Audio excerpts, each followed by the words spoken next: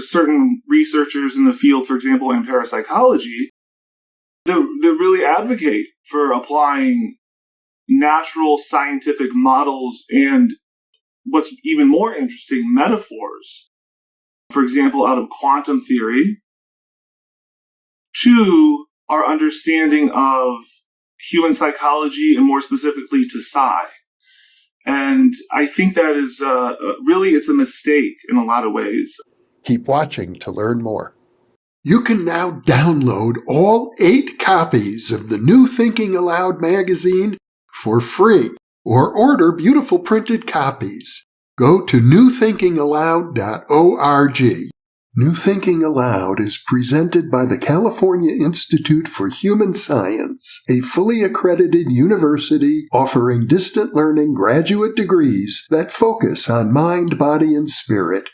The topics that we cover here. We are particularly excited to announce new degrees emphasizing parapsychology and the paranormal. Visit their website at cihs.edu. Book 4 in the New Thinking Aloud dialogue series is Charles T. Tart, 70 Years of Exploring Consciousness and Parapsychology, now available on Amazon.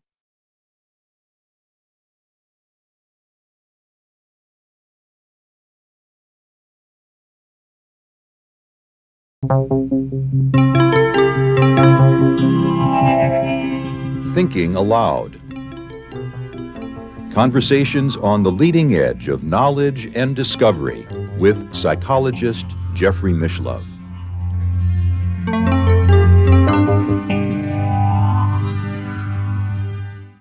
Hello and welcome. I'm Jeffrey Mishlove. Today we are going to explore phenomenology and science. My guest, Jacob W. Glazier, represents an exciting new generation of scholars.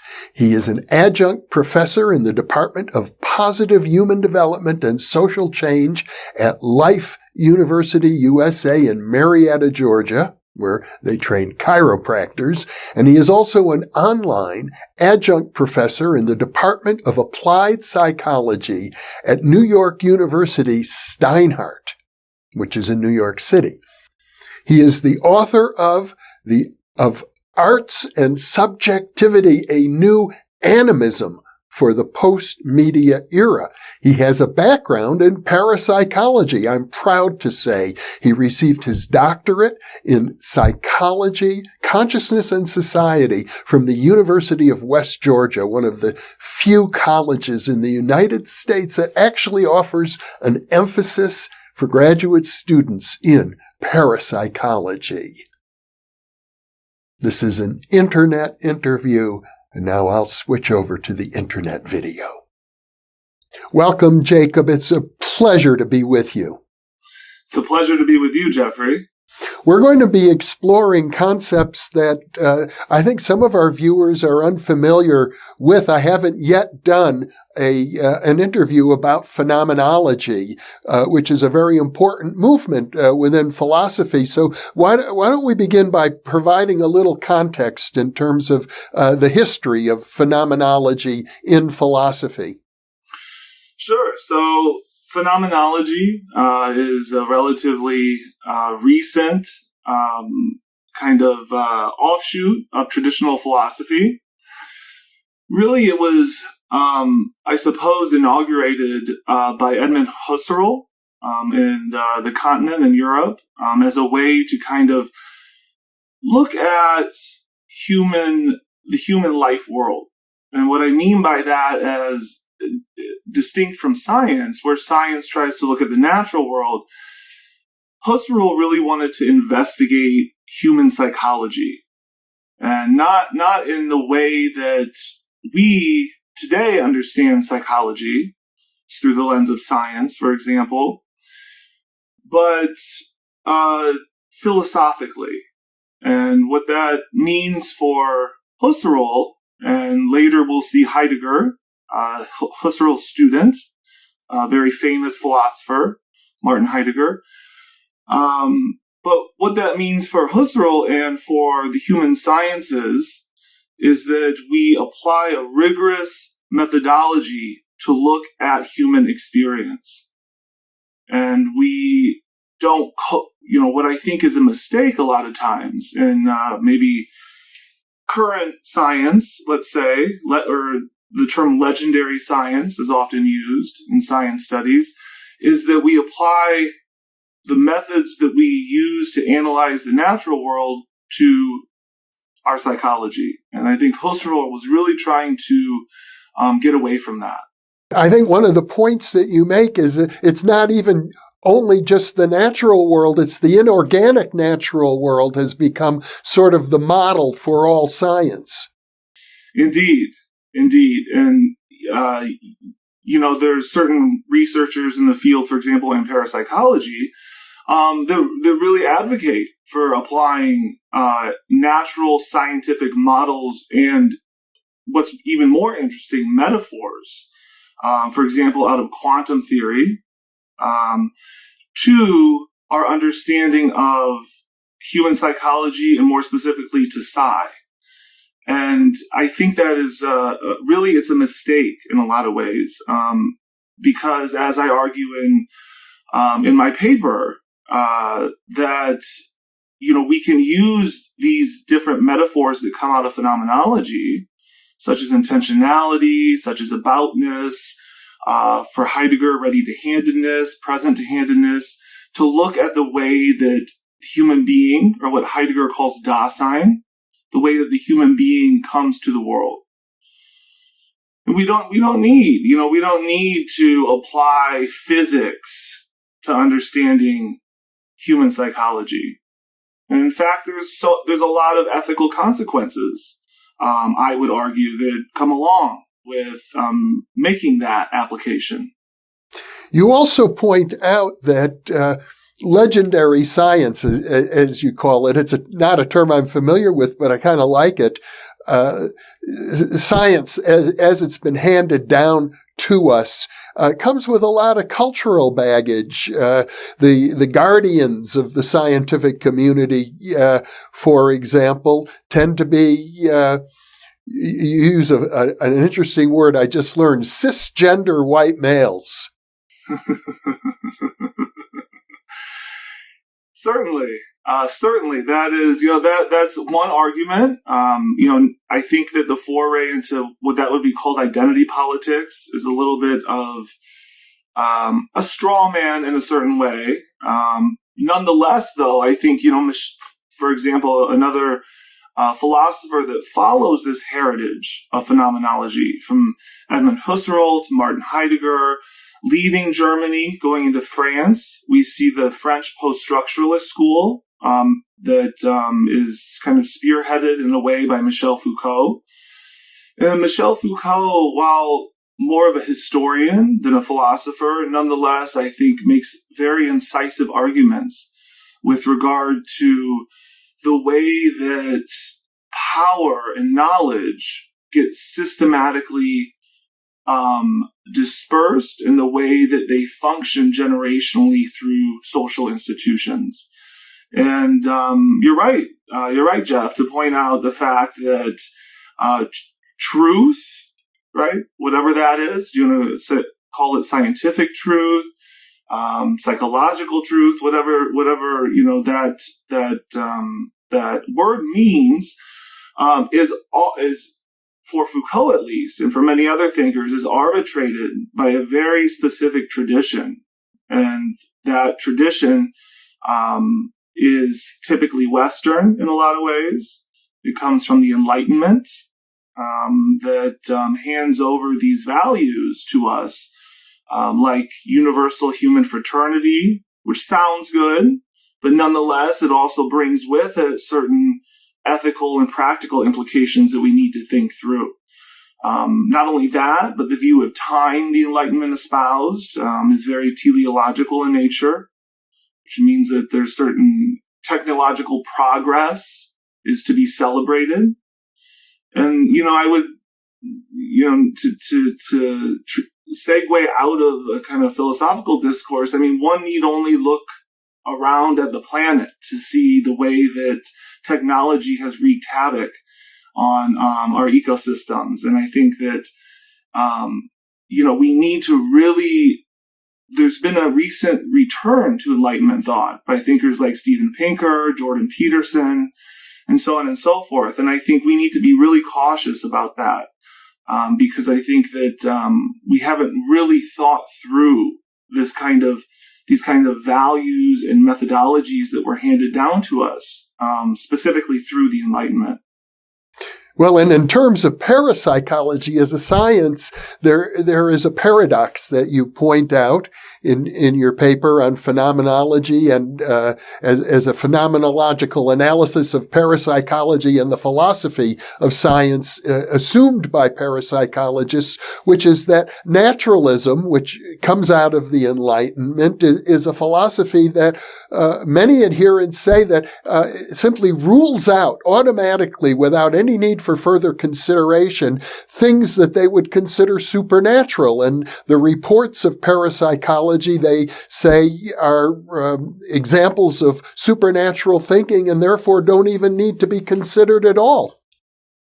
Absolutely. Absolutely. And not only is it on the level of the method that paranormality is ruled out, but to return to a Foucauldian analysis, it would be the social structures and institutions that have, somewhat covertly, or I suppose we could say unconsciously, to borrow a term in psychoanalysis, have stamped out any notion of what, one might call wonder, the strangeness of the world.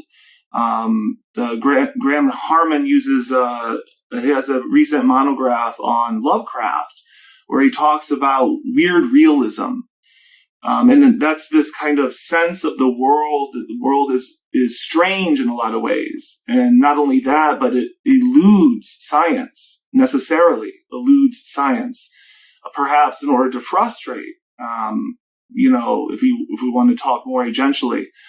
But nonetheless, I think you're right. I think that not only is there a category error with regard to the method that we're using, but also I think science doesn't understand the world right, and that lens is handed over to us through institutions like the school, the internet, so on and so forth. One of the points that you make, I think if I understand you correctly, is that if we want to have an accurate phenomenological understanding of what it means to be human, what it means to be a subject, a percipient in the world, that we have to include all of these fringe areas, the fringe sciences and marginalized aspects of culture. Foucault advocated for excavating what he called indigenous knowledges. And so those outside of the normative discourse, these kind of stories or ways of being, ways of becoming that circulate maybe in more minoritarian communities around the world, perhaps even more indigenous communities. And looking at these practices and beliefs, and not only just analyzing from a Western scientific, Eurocentric perspective, but really almost, I suppose, phenomenologically taking them at face value and believing them, in a lot of ways, right? But there's that art in phenomenology, what Husserl called the epoche. And what that means is that you hold your object of analysis in belief in some sense, while also trying to bracket your presuppositions. And what that means, the beliefs that you might have about that object or about the world.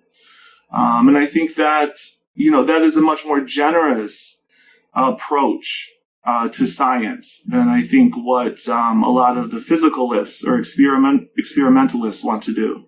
You point out that William James, who is considered the father of American psychology, and I think by many people, one of the founders of the discipline of psychical research, which eventually led to parapsychology, was basically a phenomenologist himself. Certainly. Certainly, I would argue, that his writing is in league with a certain phenomenological flavor, in terms of his being very descriptive. And so, phenomenology celebrates a descriptive mode of understanding and of uncovering truth. And, if you read any of his works, you'll get that sense from him that, he sought to describe the world, again, without these kind of presuppositions or a priori beliefs about the world. And, I think there's a strong argument to be made that, William James is certainly in the tradition of phenomenology. I'm under the impression if we try to compare phenomenology with traditional science, or legendary science, as you call it, the scientific model suggests that there are underlying mechanisms, molecules and forces. And if we want to understand the human world, we really have to understand these underlying mechanisms, whereas phenomenology suggests we can take it as we experience it. We don't have to look for underlying mechanisms. The raw experience is important enough. Indeed. And, part of that notion of these underlying mechanisms, I think, is the danger, and one could even perhaps, to go out on a limb here and say the ethical danger that science brings to bear on the human condition. And legendary science is what I mean by that, or, there's different ways to talk about it. Physicalism, experimentalism, and so on and so forth. But, this brings to mind Friedrich Nietzsche, who's I would argue, in the tradition of phenomenology in a certain spirit. Certainly Martin Heidegger would agree with that. But nonetheless, Friedrich Nietzsche would call these things that, Jeff, like you said, these molecules, he would call them useful fictions. And so what I think he meant by that is that certainly there's a pragmatic element to them in terms of binding certain institutions together, gluing, keeping solidified certain sociological groups, scientific communities, for example.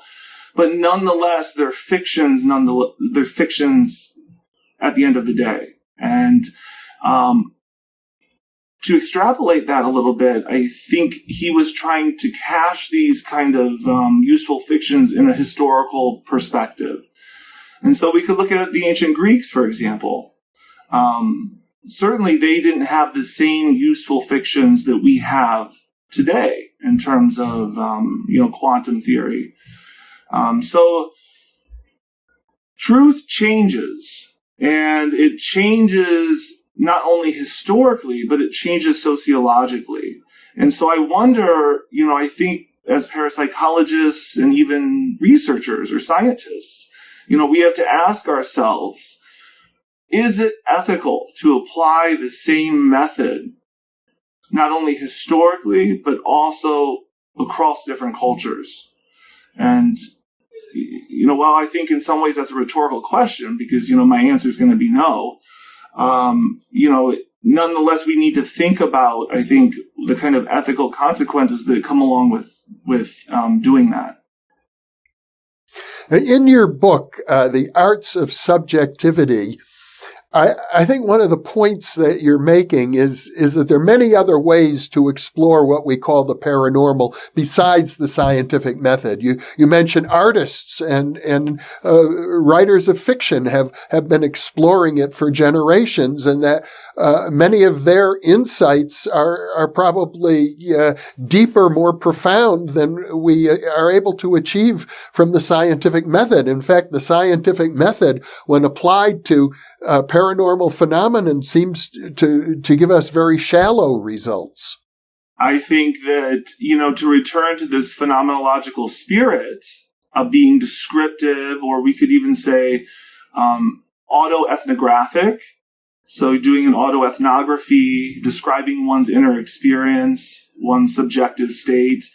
Artists, as you suggest, Jeff, are much more talented at being descriptive and providing the language, right? Because this is another issue that, we could spend a substantial amount of time talking about, is there's a dearth of language in science that doesn't get at the world. And what artists have that scientists don't is this, what Heidegger would call kind of poetic quality. Heidegger's famous for celebrating the German poet Hölderlin, and the way that this kind of poetic understanding of the world, or maybe more precisely description of the world, captures something more profound, that our experiments and our double-blind analyses and our methodologies simply by nature cannot capture.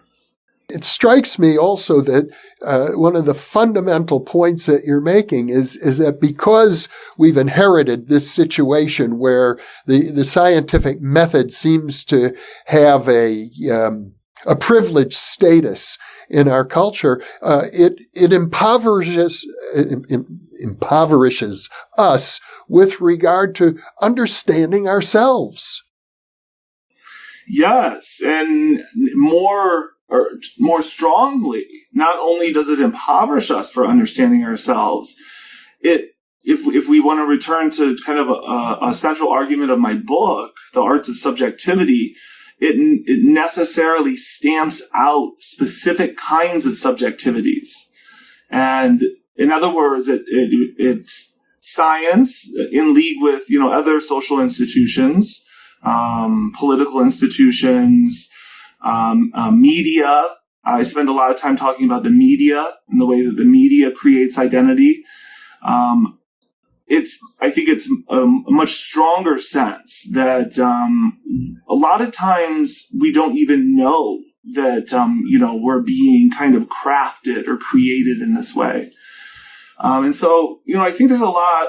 At least my research program, I'm in the lane that there's a lot of work that needs to be done in terms of really unpacking the way that all of these different social structures go into not only creating the way that we see the world, but actually, in some sense, creating our experience of the world, the way that we come to the world.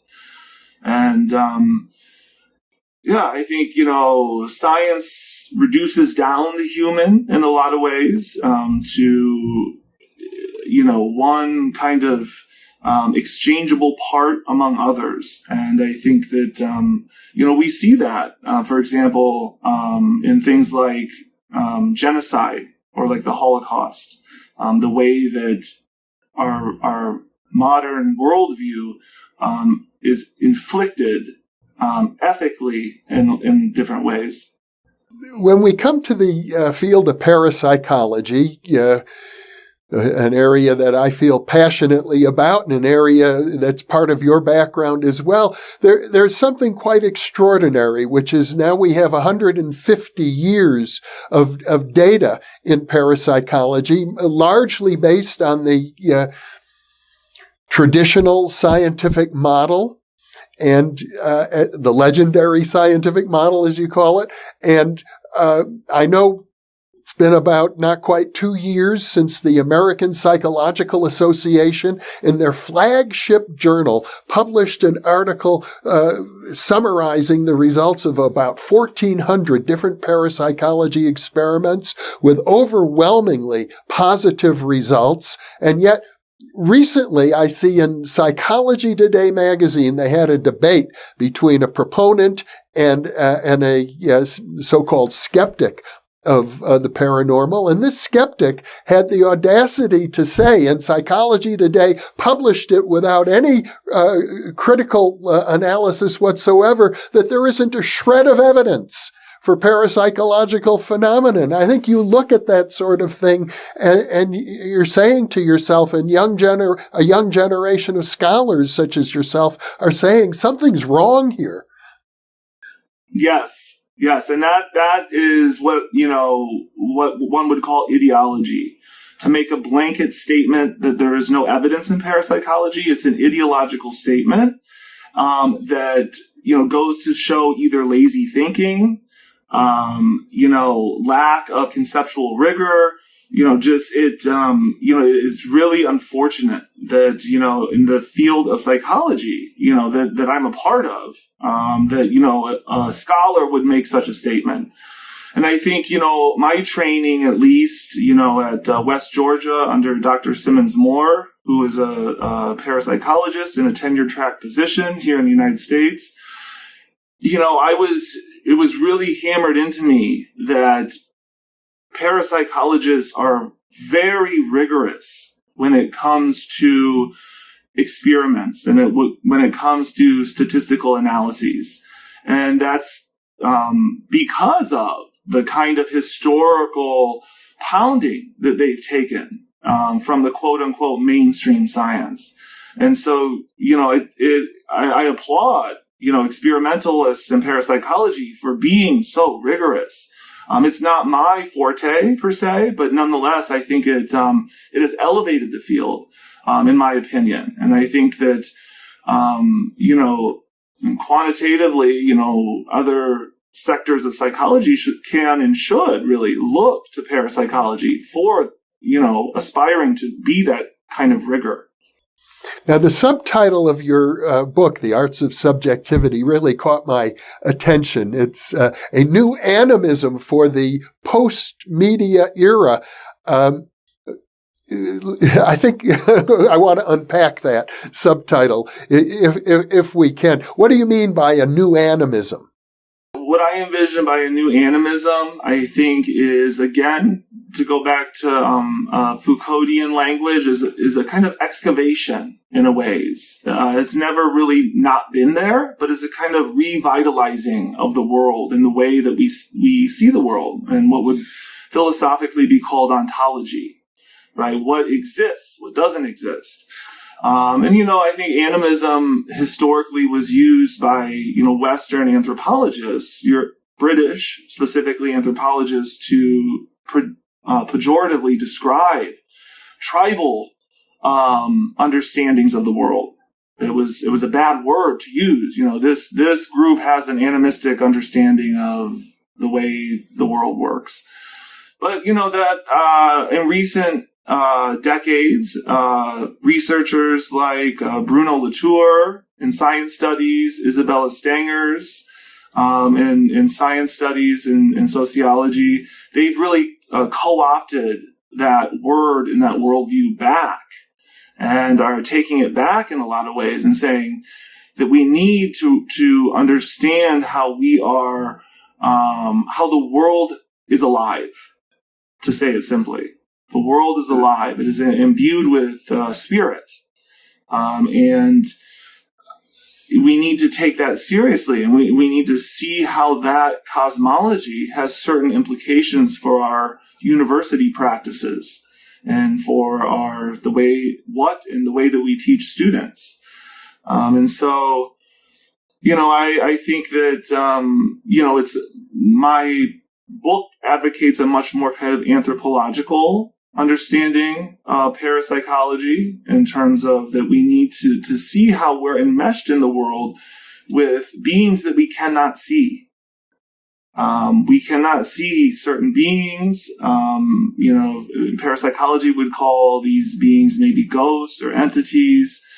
And there's all sorts of different beings that exist in the world that lie outside the purview of what we call materiality. And again, fiction, literature gives us all these kinds of figures to help think through a way to deconstruct physicalism. And it's not only that, but it's much more interesting, I think, than to take the position that everything can be reduced down to the material world. I interview many people who tell me with great certainty that they interact with different, let's call them invisible beings of this sort. I try to probe them. How do you know it's real? How do you know it's not a figment of your imagination? They usually tell me they're just certain, and they can't always explain why they are certain. But you're suggesting from a phenomenological point of view, that certainty that they have is important data in and of itself. That should be the most important part of the data, phenomenologically. Yes. And, if we employ more qualitative methodologies in parapsychology, we can still be skeptical. And being skeptical is important because it implies certain methodological rigor. But nonetheless, we need to take claimants at face value and believe them right off the bat. And even if you want to talk clinically, what I mean by that is from like a counseling or clinical perspective. I'm a licensed counselor here in Georgia, and so I have that background a little bit. But we do a disservice to clients and to participants in our research when we disbelieve them right away.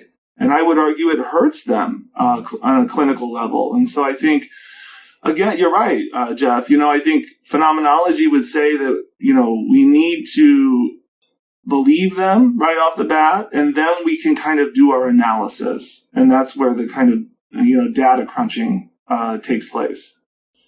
Now, the other part of the subtitle of your book, you talk about the post-media era.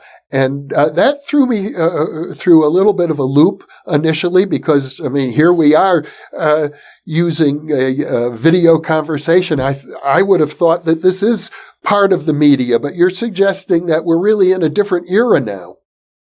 It's a little bit of a paradox. And, I think that there's a certain strain of philosophy out there called accelerationism, which just means that we kind of push capitalism to its paroxysm or to its kind of culminative end.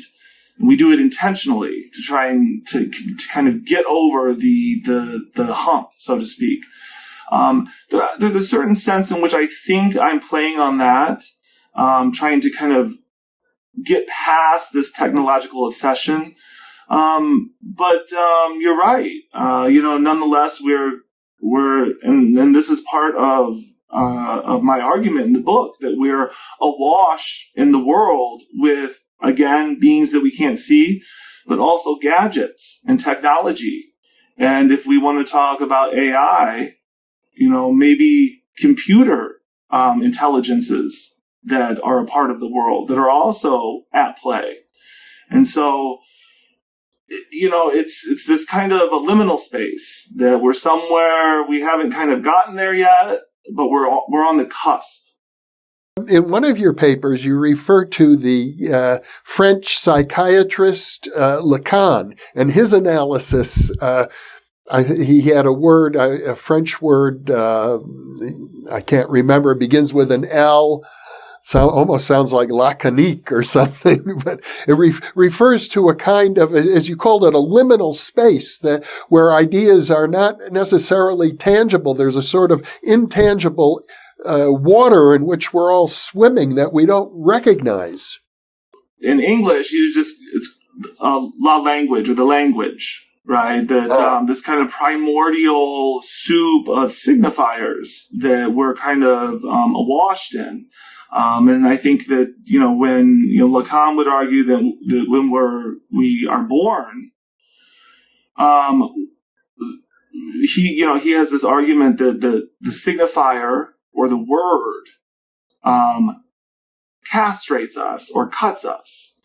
And, I'm critical of the kind of, androcentric, approach that he has in terms of privileging maybe certain metaphors over others. But nonetheless, I think the point for Lacan is that language arbitrates the world. And so I think that we haven't spent enough time, as maybe parapsychologists even, or in a broader sense, certain literary criticism and literary theory has contributed ample literature to this.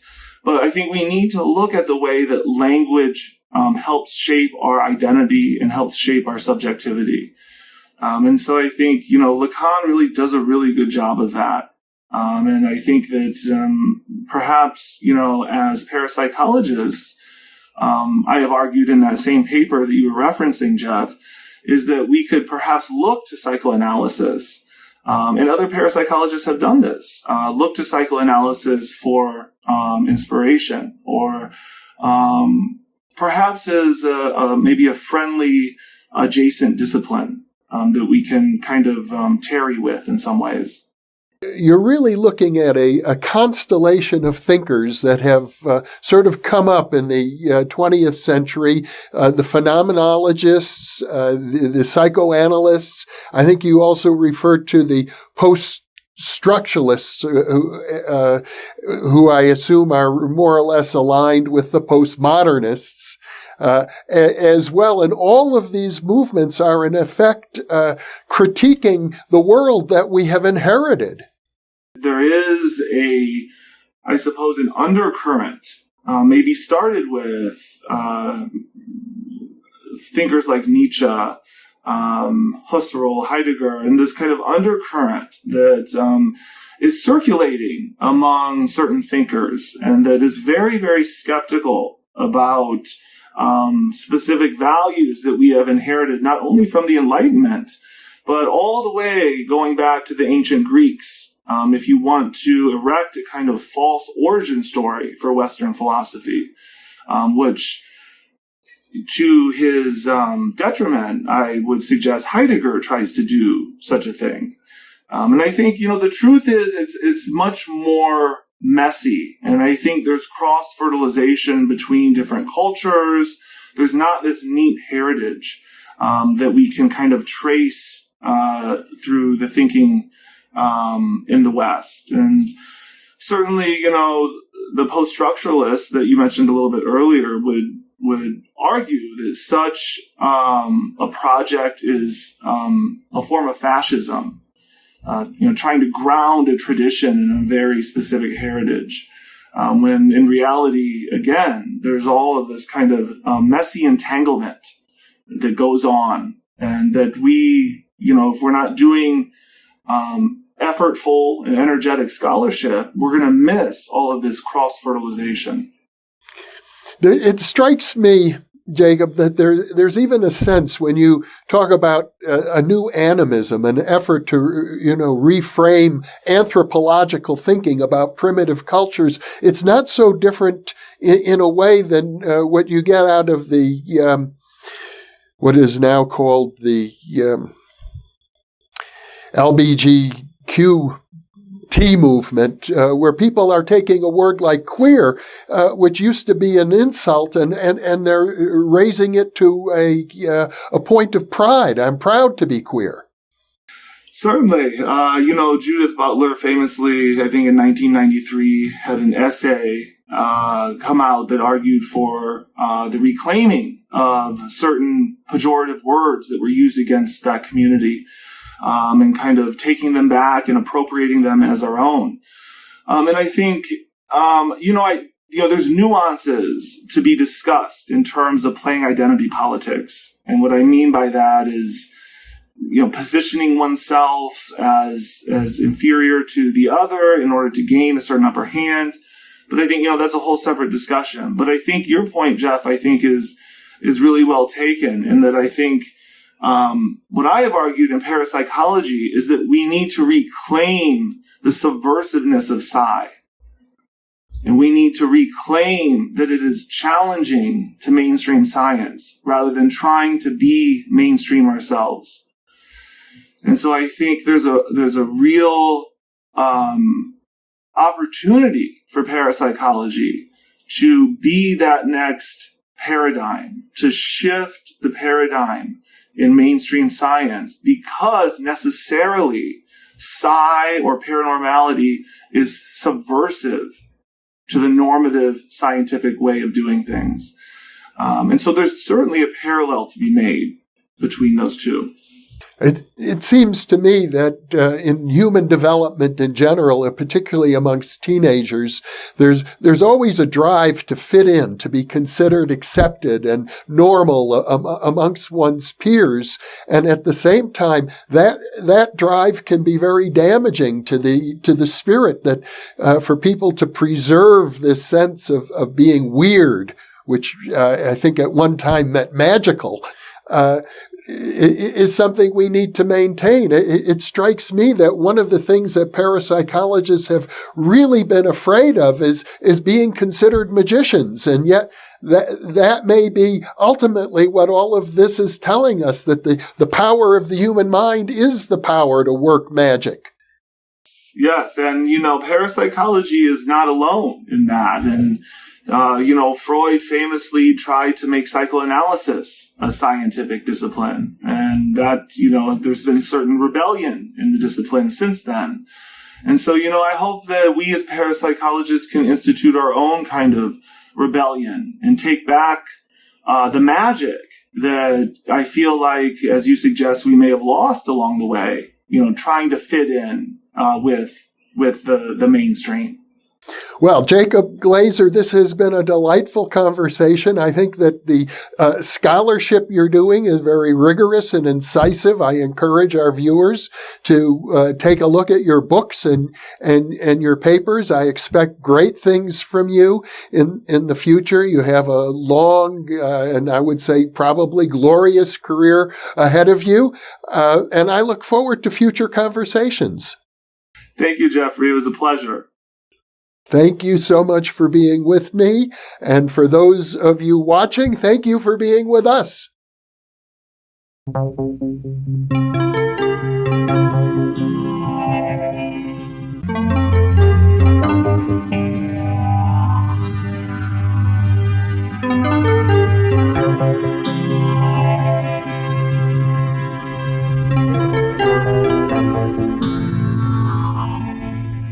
Book 4 in the new Thinking Aloud dialogue series is Charles T. Tart, 70 Years of Exploring Consciousness and Parapsychology, now available on Amazon.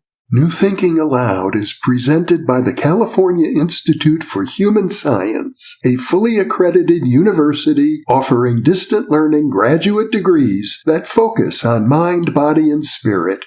The topics that we cover here. We are particularly excited to announce new degrees emphasizing parapsychology and the paranormal. Visit their website at cihs.edu.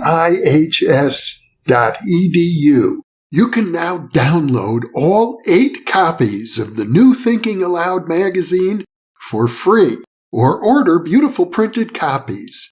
Go to newthinkingaloud.org.